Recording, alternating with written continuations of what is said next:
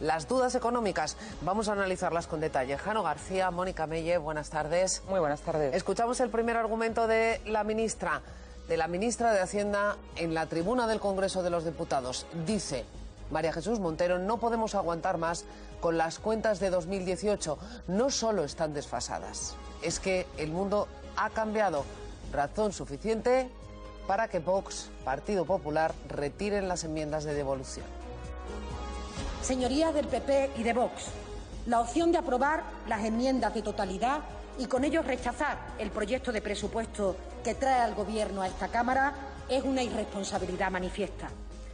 Pueden no compartir parte de los presupuestos, pero no pueden dudar de la imperiosa necesidad que tiene este país de contar con unas nuevas cuentas públicas.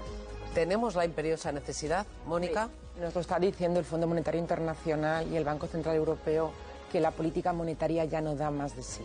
Tenemos que hacer política fiscal y estos presupuestos representan un extraordinario impulso fiscal. Más de 62.000 millones de euros, de los cuales es verdad que 27.000 millones son de Europa, vienen de los fondos europeos. O sea, gasto público, inyección de dinero público para en la salir economía. de esta crisis es necesario un gran estímulo fiscal, porque tenemos que emplear lo que llamamos los economistas las políticas anticíclicas. En este momento es lo que hay que hacer. Hay muchísimas empresas al borde de la insolvencia. No podemos dejar caer a nuestro tejido productivo. Es el momento de este estímulo fiscal. Luego ya vendrán otros momentos de ajustes y de reducir deuda, pero ahora mismo es momento de política fiscal. Veo que no solo has respondido a mi pregunta de necesitamos un presupuesto, sino que también has dicho, y el presupuesto que necesitamos es este. La economía rebota en forma de V asimétrica.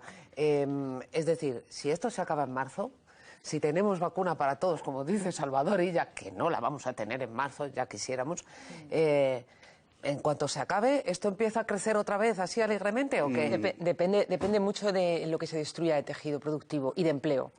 Es difícil, es muy difícil ya, porque claro, esto se está alargando y se puede alargar más, porque hasta que no se controle la pandemia, hasta que no se controlen los contagios, por eso a mí, por ejemplo, me parece muy bien que se vayan a invertir 7.300 millones de euros en los presupuestos, un 75% más en sanidad, porque yo creo que la prevención de los contagios y el control de la pandemia es clave para que esa salida pues sea, yo creo que en V va a ser muy difícil por la destrucción, ya digo, de empleo y porque estamos dentro de la segunda ola. La segunda ola de contagios está destruyendo más tejido productivo y muchas empresas han aguantado la primera ola, pero ya la segunda ola y las medidas de confinamiento no es severo, pero se están poniendo cierres de mucho comercio, horarios restringidos y se está viendo que ya no están los bares cerrados, están cerrados en Castilla y León, están cerrados en muchas comunidades autónomas. Si es que te vas por la Gran Vía, ¿qué están haciendo? Una pena terrible. Claro, ¿qué están haciendo en otros países? En Alemania, en Francia, están compensando esas pérdidas por el cierre. Con ayudas directas a las Con empresas. ayudas directas. Sí, están subvencionando, en el caso de Alemania, por ejemplo, el 52% de sus ayudas. 75% las pérdidas. Bajar el sueldo, a lo mejor. Es que lo que se está produciendo es un incremento del ahorro desmedido, que además este ahorro es el ahorro que luego genera inversión y genera crecimiento y empleo y que si no te lo quita Hacienda y que nos hombre, que llegado el momento cuando la situación sanitaria se controle, que es verdad que no va a ser inmediato y yo creo que el año que viene vamos a tener idas y venidas del virus, es un virus muy contagioso. Yo por eso también el tema de que las mascarillas les bajen el IVA a mí me parece una medida extraordinaria, porque aunque se disminuyan los ingresos públicos, es verdad, porque va a recaudar menos el Estado, pero es que es una medida importantísima porque muchas personas no están utilizando las mascarillas como es debido y se está contagiando. Entonces, si abaratan el coste, va a ser más fácil que la gente se lo tome en serio. Y es que si no controlamos los contagios, no hay economía. Por lo tanto, yo creo que el año que viene, efectivamente, la situación va a ser de idas y venidas, pero lo que hay que hacer es fomentar efectivamente el consumo ahora mismo y por eso pues hay que intentar, por ejemplo, la subida de la revalorización de las pensiones, incluso la revalorización de los sueldos de funcionarios, pues a mí me parece bien, porque es una manera de potenciar ese consumo y es verdad que mucha gente está ahorrando y lo que tenemos que también es que transmitir un mensaje de que efectivamente la economía, pues si no se consume, pues no se producen bienes y servicios y si no se producen bienes y servicios, las empresas despiden al personal. ¿Es el momento de dar la vuelta al país como un calcetín o dejémoslo para el año 22? Yo creo que se tiene que hacer de las dos cosas, y yo pienso que algunas cosas sí se están haciendo. O sea, yo creo que prevenir el que no desaparezca el tejido productivo, o sea, yo creo que tapar esos agujeros y poner ahí recursos para que las empresas no entren en situación de insolvencia y para que el empleo a través de los ERTEs se pueda mantener, poner los cubos, yo creo que es fundamental, porque si no, eso luego no se va a poder recuperar. Tú mismo decías la cantidad de empresas que se han destruido. Y a la vez, todas las nuevas inversiones que hay que acometer en materia de digitalización, de transición energética o ecológica, de todos los temas relacionados con la educación, la ciencia, nuestro futuro. Pero la reforma... Bueno, no sé lo que va a recortar el gobierno, no sé lo que recortará, es verdad. No pretende recortar nada, habrá que hacer ese tipo de recortes, de ajustes presupuestarios. Claro. A ver, la reforma, ahora estamos hablando de los presupuestos, la reforma de la ley laboral no tiene nada que ver con los presupuestos. En los presupuestos, sí que hay que meter gastos... Un segundo. O sea, si tú tienes una tasa de paro como la que tienes en España, tienes que hacer políticas activas de empleo, como están en los presupuestos. Tienes que hacer formación y educación para que la gente esté cualificada y pueda tener un empleo. Pero si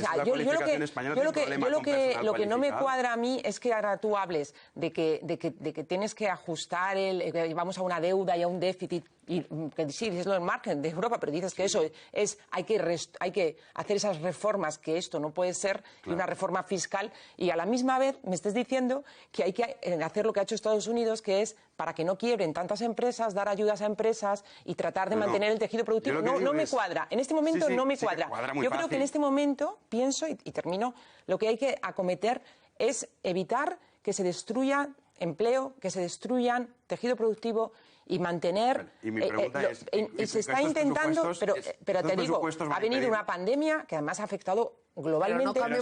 No vayamos saltando de un tema a otro. Has hecho esa pregunta.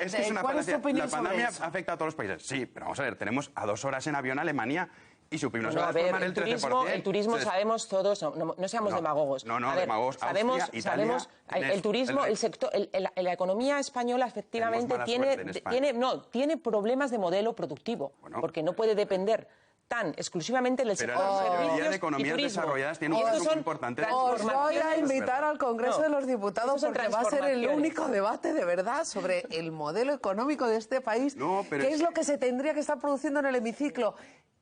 Y ahora seguimos hablando de ello. Os doy mi palabra. Cada uno lo que antes te quería decir, hay una inversión sin precedentes, un aumento sin precedentes en educación, que se aumenta un 70%, en ciencia, que se aumenta un 60%, en digitalización, en transición ecológica.